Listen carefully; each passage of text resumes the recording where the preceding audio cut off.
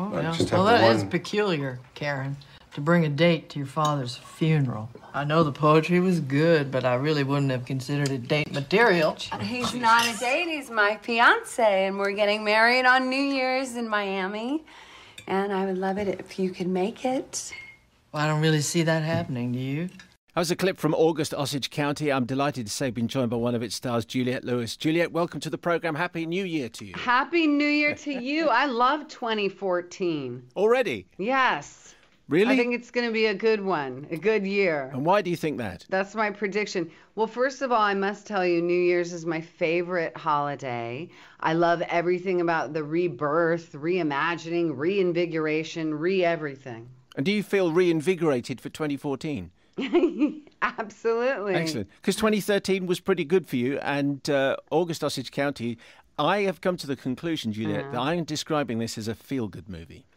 I love that. Well, you know, some of the adverts have been saying an outrageous comedy. And I will tell you, audiences are laughing a lot, but I think it's because it's so uncomfortable and there's such awkward moments. And Meryl Streep plays such a brutal, overbearing mother. You know, there's something in this movie for everybody and they relate to. And even though a lot of people are walking away going, whew, my family is not that messed up.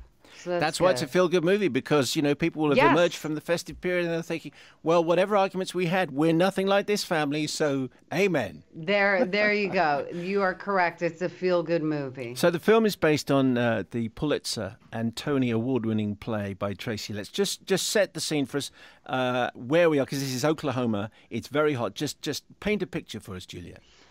It's called August because it's August. It's Osage County, a tiny little place in Oklahoma. It's a couple hours outside of Tulsa.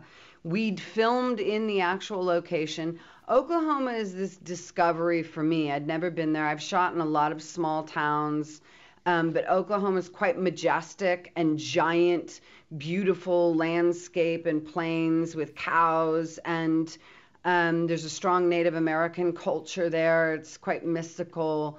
It's really beautiful, but it's at once isolating and alienating, but beautiful at the same time. So we all the actors, you know, you have Chris Cooper, Meryl Streep, Julia Roberts, Ewan McGregor, Benedict Cumberbatch. Hooray! Hooray, Benedict! Woohoo!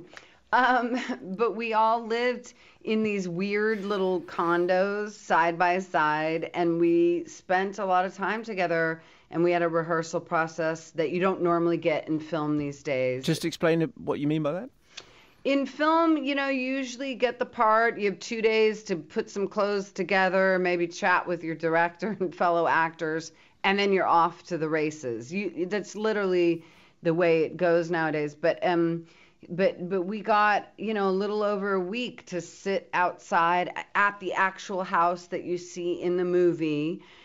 They bought the house because that's such a central character to the movie, is this house, because it's quite claustrophobic, that they all live in and they spend that lengthy dinner scene in. And so we would rehearse outside on the patio and share stories. And it was so amazing how Meryl and Julia, everyone was really forthcoming and giving and just talking about our own sibling relationships and friends we know, you know, just to try to really cultivate and create a history with these characters. Now, you're one of three sisters. Just tell us about Karen and her... she's taking denial to whole new levels. But anyway, just explain her and where she fits in this crazy Western family. So I'm the youngest of three sisters. Julia Roberts plays the oldest, and she is going through a divorce. So she's pretty much in a bad mood the entire film, which I loved her character. The writing is so fearless to me.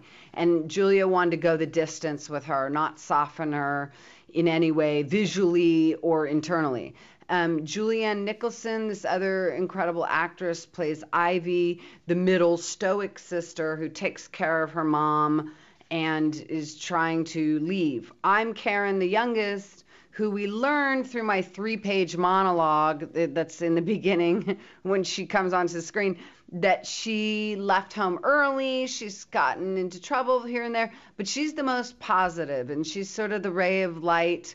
But here's what's amazing about Karen and why I fell in love with her is she could see the beauty or color the grayest day with sunshine and fill it with roses. And you could call it denial, you could call it delusion, but that's how she sees her fiance, who we as an audience learn is less than a great human being. Yeah, she's one of those people that's so positive, you know that something is really messed up somewhere. Yes. It's not proper positive, is it? No, here's one of my favorite things about her is that 3-page. First of all, I love playing an incessant talker because we've all met them at parties where you cannot get a word in edgewise. Mm-hmm. And so I literally had to memorize 3 pages of dialogue, and Julia, she does what you just did. She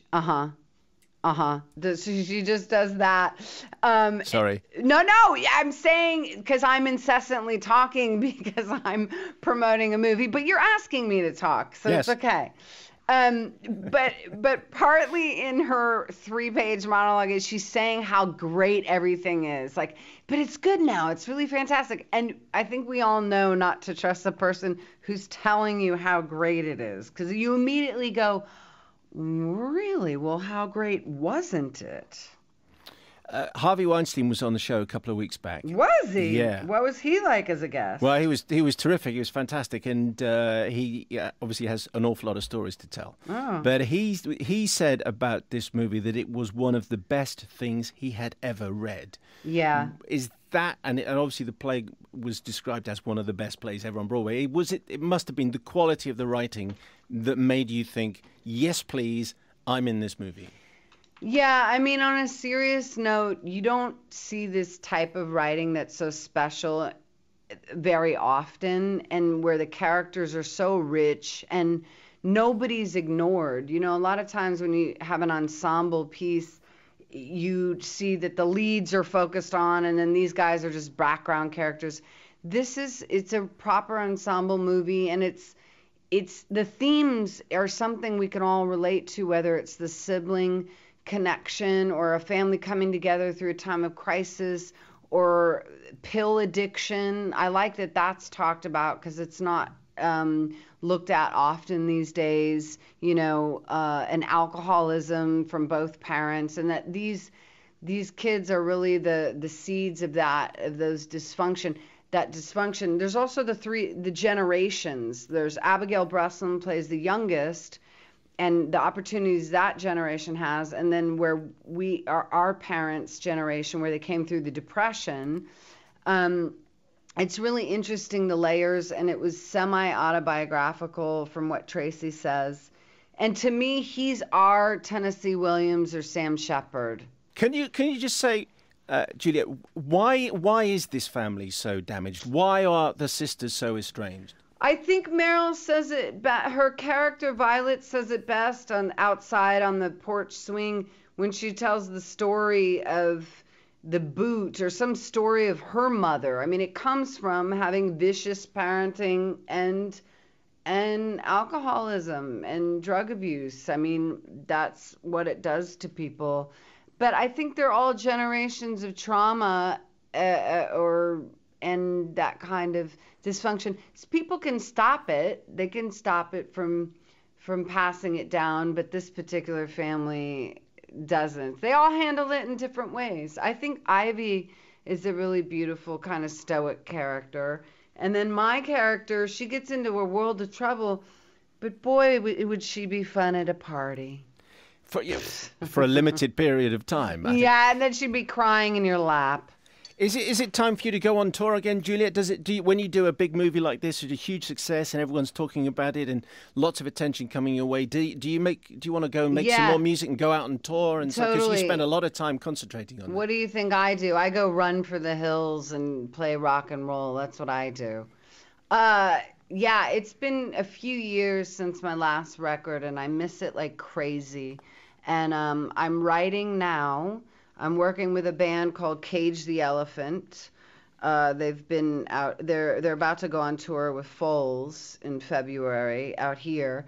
But they're this exceptional, soulful rock and roll band, and I'm working with Brad Schultz, one of the guys in Cage, and he's producing an EP. We're writing it together, and I go and do that in January, and I should have something in the spring, and I will absolutely be here.